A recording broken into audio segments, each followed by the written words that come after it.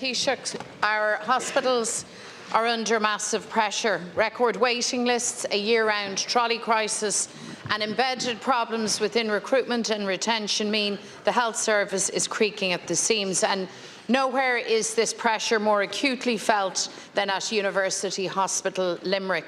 Yesterday there were 143 patients on trolleys at the hospital, and today people are urged to avoid the emergency department, with scheduled surgeries having been deferred at that hospital while staff struggle to deal with the high levels of overcrowding. Of course, this is nothing new for the people of Limerick or the wider region. Last month, an incredible 2,247 people were treated on trolleys at University Hospital Limerick. That's the highest number on record for any hospital for any month ever. Sadly, a state of permanent and everyday crisis is now the norm. At University Hospital Limerick, the full capacity protocols are in almost perpetual operation.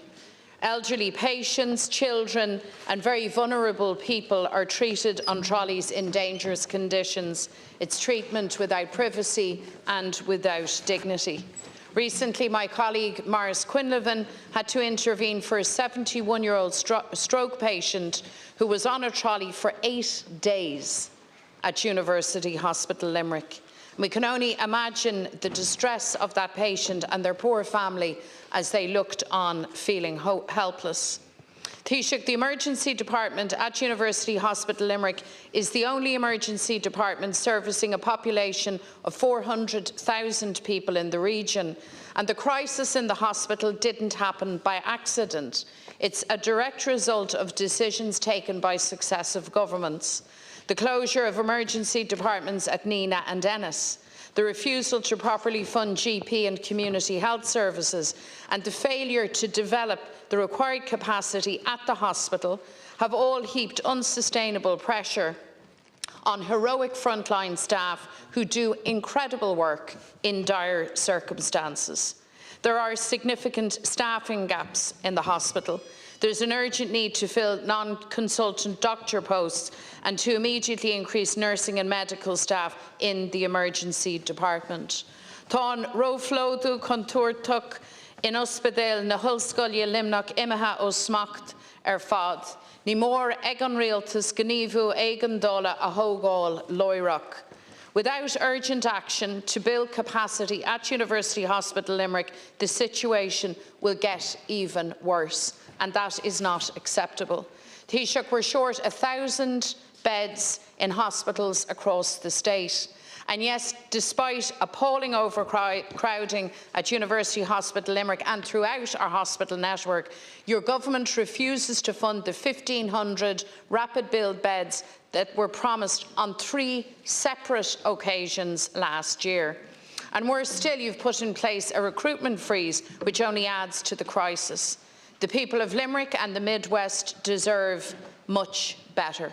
So I want to ask you, what emergency action will you now take to the worsening crisis at University Hospital Limerick?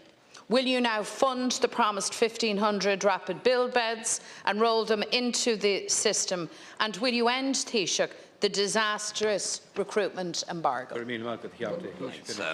Thanks, Deputy. First of all, I want to acknowledge that our hospitals all around the country are under a lot of pressure. That's correct. It's driven in part by rising population, by increasing frailty, by more older people and the availability of more treatments. And I know that patients are experiencing conditions in some parts of the country that they shouldn't have to experience.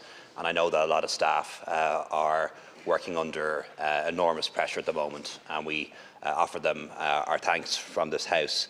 But I do have to, as is almost always the case every Tuesday and Wednesday, Deputy, is to correct some misinformation which you stated in your question.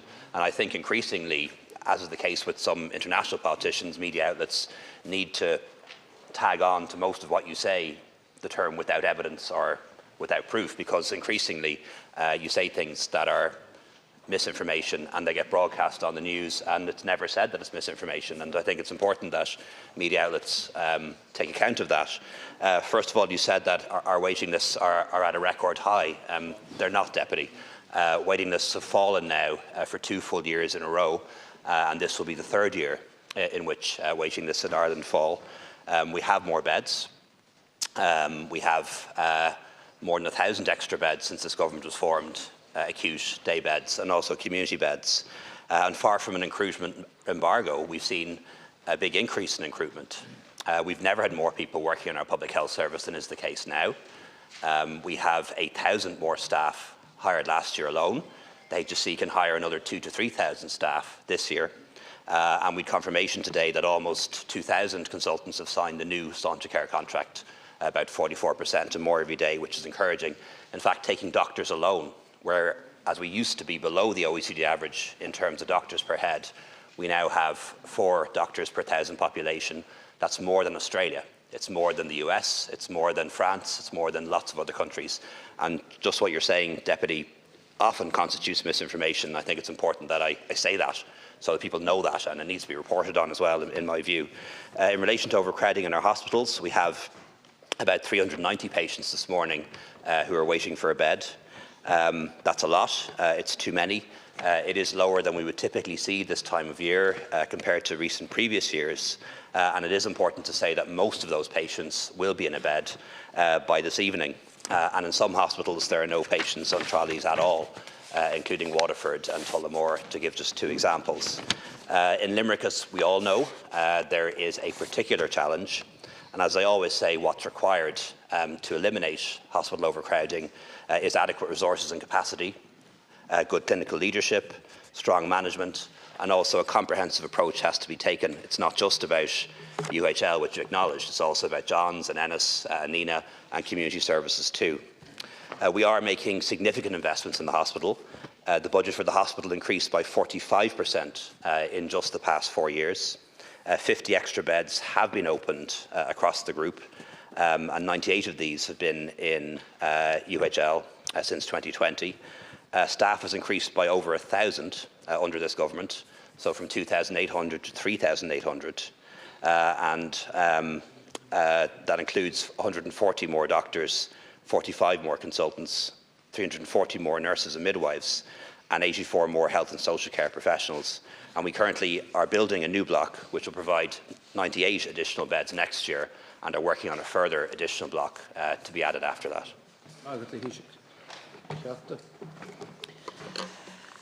So your position seems to be, Taoiseach, that actually there's no problem at University Hospital Limerick. I mean, you've just recounted for me, in your view, a huge record of success and adequate investment. That seems to be your position. The reality on the ground, of course, is very different. I recounted for you the story of a 71-year-old stroke patient who was on a trolley for 8 days. You've heard in the chamber before other stories of people left in the most atrocious and distressing of circumstances. So the problem is very, very real. The problem is related to capacity. It is related to bed capacity. The problem is related to staffing levels. The problem is related to the embargo or the staff control framework that is in action. And if you talk to anybody who is a patient at the hospital or has a loved one relying on service from that hospital, if you talk to anybody who works in the hospital, they will tell you that that is the case. It is very clear that the additional bed capacity is needed within the hospital network, and it is needed as a matter of urgency. So can I put my question to you again? 1,500 rapid build beds have been promised 3 times on 3 separate occasions. They have not been delivered. When will they be delivered? And how will you face up to the crisis that is rolling out day in, day out at University Hospital Limerick? Thanks, Deputy. As is ever the case on a Tuesday and a Wednesday, your questions contain examples of misinformation, and then your follow-up contains misrepresentation. And I think that needs to be called out, and I certainly think it needs to be analysed and reported on a little bit more. The problems that are occurring in the emergency department in University Hospital Limerick are very real, very real. Everyone who's visited there, and I've been there in the old ED, the new ED, visited hospitals many times, I know that. As does every TD and senator from the region, and you know that too. And it is about capacity, it's about clinical leadership, it's about management, and it's about taking a comprehensive approach that says that it is about more than the hospital itself, and also the other hospitals in the region and community services too.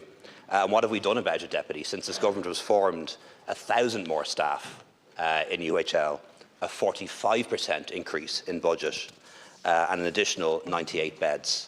And we're currently constructing a new ward block of 96 beds. That will be complete by Q1 of next year. And we're planning for a further 96 beds, with planning having been granted only at the end of last year. There's also developments in other hospitals like the Minor Injury Unit in Ennis, developments in Nina as well, the building of a private hospital, the Bon Secours Hospital, which will be of some use as well too.